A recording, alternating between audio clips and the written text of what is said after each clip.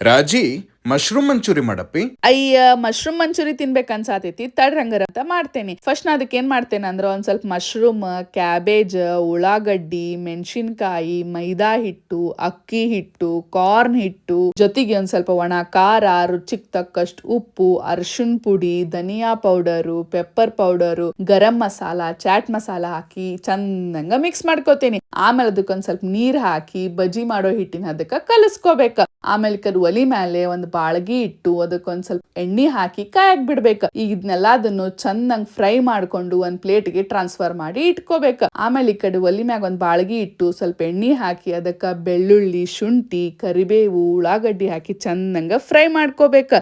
ಆಮೇಲೆ ಅದಕ್ಕೆ ಒಂದ್ ಸ್ವಲ್ಪ ಅರ್ಶಿನ ಪುಡಿ, ಒಣ ಖಾರ, ರುಚಿಗೆ ತಕ್ಕಷ್ಟು ಉಪ್ಪು, ಪೆಪ್ಪರ್ ಪೌಡರು, ಒಂದ್ ಸ್ವಲ್ಪ ಗರಂ ಮಸಾಲ ಹಾಕಿ ಚಂದಂಗ ಮಿಕ್ಸ್ ಮಾಡ್ಕೋಬೇಕು. ಈಗ ಅದಕ್ಕೆ ಒಂದ್ ಸ್ವಲ್ಪ ರೆಡ್ ಚಿಲ್ಲಿ ಸಾಸ್ ಹಂಗ ಗ್ರೀನ್ ಚಿಲ್ಲಿ ಸಾಸ್ ಹಾಕಿ ಜೊತೆಗೆ ಒಂದ್ ಸ್ವಲ್ಪ ಟೊಮ್ಯಾಟೊ ಕೆಚಪ್ ಹಾಕಿ ಚಂದಂಗ ಮಿಕ್ಸ್ ಮಾಡ್ಕೊಂಡು ಸ್ವಲ್ಪ ನೀರ್ ಹಾಕಿ, ನೀರ್ ಕುದಿ ಹತ್ತಿದ ಮ್ಯಾಗ ಕಾರ್ನ್ ಹಿಟ್ಟಿನ ನೀರ್ ಹಾಕಿ ಚಂದಂಗ ಮಿಕ್ಸ್ ಮಾಡ್ಕೊಂಡು ನಾವೇನ್ ಫ್ರೈ ಮಾಡ್ಕೊಂಡಿರ್ತೀವಲ್ಲ ಗೋಬಿ ಅದನ್ನೆಲ್ಲ ಇದಕ್ಕೆ ಹಾಕಿ ಚಂದಂಗ ಕೈಯಾಡಿಸ್ಕೊಂಡು ಬಿಸಿ ಮಾಡಿ ಒಂದ್ ಸ್ವಲ್ಪ ಮ್ಯಾಗ ಕೊತ್ತಂಬರಿ ಉದುರಿಸ್ಕೊಂಡ್ರ ಮಸ್ತ್ ಅನ್ನು ಬಿಸಿ ಬಿಸಿ ಮಶ್ರೂಮ್ ಮಂಚೂರಿ ರೆಡಿ ಆಕೇತಿ. ತಗೋರಿ, ತಿನ್ರಿ, ಹೆಂಗಾಗೈತಂತ ರುಚಿ ನೋಡಿ ಹೇಳ್ರಿ.